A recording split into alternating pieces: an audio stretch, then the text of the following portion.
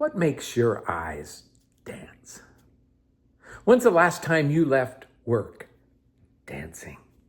Or danced into the house ready to be there with your family, or came back from a ball game dancing? I've been doing a little deep dive into understanding myself. I've always loved the work done by the Strength Finders group. I used that when I first came here. It's a test you take that determines your 5 greatest strengths. Many of you have taken this. My top strength is ideation. No surprise there. Here's a few of the characteristics of a person with this kind of strength, my kind of strength. Ideation. We are captivated by ideas and enjoy exploring them. We love finding links between things that others might not see. We're natural innovators and love new ideas and fresh perspectives. We love to find simplicity within the complex situation, and we enjoy thinking out of the box. Sounds more than a little like me. But having me as a leader can be overwhelming sometimes. I get bored with the status quo, and I'm always spitballing another way to do something. I'm a great brainstormer, and when I do that, I'm just throwing stuff out there to see what sticks. But many of you misread that and get overwhelmed thinking about all the work it's going to take to make some of this stuff successful. One of my coaches brought me this comic strip once, trying to help me understand how my team might feel around me sometimes when I lead only with my ideation strength, when I let that go without any boundaries. It's a boardroom with one leader, probably me, just throwing out sticky note after sticky note of ideas, all sorts of ideas. It's like a snowstorm. Everything's coming down. And all the others in the room are being covered in these ideas, and they are all overwhelmed. And one of them is just holding one and saying, this one alone is going to take 2 years to get going. My ideation, a good gift when not given boundaries, turns into yuck for others. We are entering the Charge Conference season in the United Methodist Church. The church is ramping up its administrative meetings to get ready. Our presiding elder or district superintendent will be coming in November, and we will be making these reports to them about how we're doing. A little secret about me, I can't stand Charge Conference season.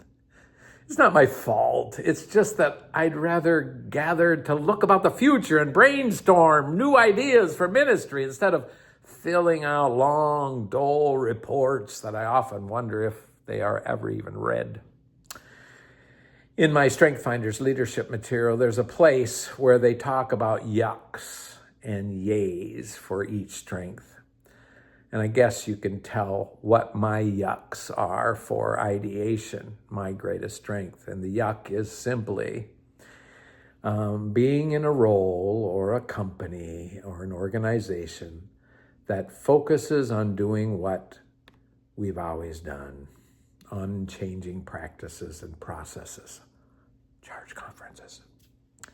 And the other, being surrounded by closed-minded thinkers. I call them bean counters. Charge conferences, when done well, can be very inspiring, but when the conference just does them as a checklist of things we must get done, they turn into yuck for people like me. And so when I got to church on Tuesday and I looked at my calendar and realized that I was going to be the presiding elder for 3 charge conferences in the area, an incredible sinking feeling came into my heart. And I just felt the energy in my 64-year-old body turning from yay to yuck mode.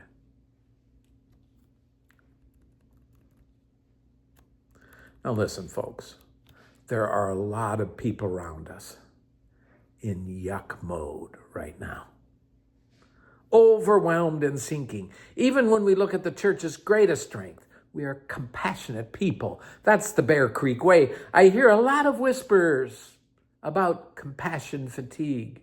This old world's yuck has started to permeate our walls just a bit. I know this because it's permeated my walls. I read this beautiful, wonderful Bear Creek scripture passage this week. A wonderful story about what it is to be a Bear Creek person.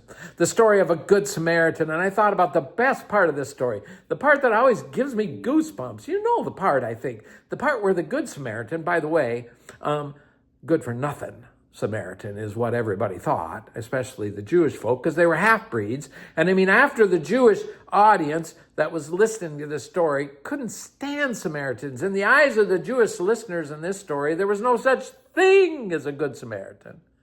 But suddenly, after everybody else in the community, the Jewish community, the leaders of the Jewish community, passes by this guy on the road, beat up, and the only one that's left is the Samaritan. And he comes up to this guy, this Jewish guy, and looks him in the eye. And it says in the scriptures, he looks at him with compassion. Oh my goodness. Did you see what Jesus, the storyteller, did there? Everybody thought that this Samaritan was going to steal his clothes or kick him again. But no, this no good Samaritan looked at him with compassion and then acted in a way that made you feel like this stranger was his brother. And isn't that Jesus' point? And what do we all do? We do exactly what that audience listening to this story does. We go, what? Are you kidding me? We go, awesome. We go, I can't believe what I just heard. And then we go home thinking and thinking and thinking about Jesus' last words. Go and do likewise. At least that's what I hope we do, and that's what I want to do. I want to be a good Samaritan. But this week when I read the story, I suddenly wondered if this story isn't just too much for us, the way we read it. I felt the empty hole in my heart where my own compassion, fatigue had made home. And it suddenly got really heavy. And I suddenly felt this heavy guilt coming from this story. A guilt, by the way, that I don't think Jesus ever meant for us to have, but a guilt that I was holding. I'm a Christian. I should always want to give. Compassion is my greatest gift. I should be emptying my life in giving to those needs. I should be losing myself in the care of the world so that when I'm empty, God can fill me up. The world, this needy world is kind of like me in that boardroom. Sending sticky note after sticky note after sticky note after sticky note of need to me. And I pick just one of them up and I say, this is going to take half my salary for the next 10 years. I can't do that. Can I? But if I don't, am I a good Christian anymore? Can I say, I too am a good Samaritan? Have we taken this story too far? We've made it an ultimatum. I mean, after all, the Good Samaritan, yes, does pause at the road. And yes, does help the poor man there. He takes him to the hotel. He pays for his room and board. But he also, if you read it carefully, has boundaries. He leaves him there and goes on with his business. He goes on down the road. There are boundaries built into the story that we forget. And there ought to be boundaries to our compassion, healthy boundaries. And the church ought to be encouraging these healthy boundaries instead of making people feel guilty about having them. I'm reading a great novel this week called The Berry Pickers by Amanda Peters, and in it the lead character, Norma, has a mom who's just hard to love and live with. She has some great pain, and there's no boundaries to that pain that she's holding. It's always spilling out on her family and her daughter and her relationships. And at one point, Norma writes this about her mother: "If my mother did anything well, it was guilt." Sometimes I think the church can fall into this mothering guilt instinct. We want so bad for people to get it, to see others with the eyes of compassion, that instead of helping them find and discover that compassion on their own, or creating activities where this compassion can be discovered and nurtured and danced, we instead try to make them be compassionate. We guilt them into it. Folks, we're doing a whole series this month on change makers, and I don't want it to become a guilt thing. In the weeks ahead, we're hoping to help you take a good look at your life and see what changes you might make to it. One of the key images is an orange bird rising from a telephone wire, symbolic as to what we might hope happen to you by the end of this time or during this time. Last week, I primed the pump to this series by asking you the question, what does makes your eyes dance? And this week, our visual team put together a wonderful table full of nests. We want you to feel like the church is a nest, a safe place where you can return after flying around and trying to change, a place where you can reflect about the changes you want to make and are trying to make, and be empowered and surrounded by people that will help you do them. We want to be a good mother and father, holding, encouraging, empowering, connecting. And the last thing we want to do is make you feel guilty. This past week, I did a deep dive into where my heart is dancing and where my heart is silent.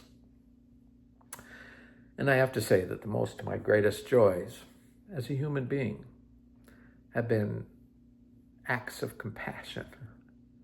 I like helping people. My guess is you do too. I have danced the best on the road.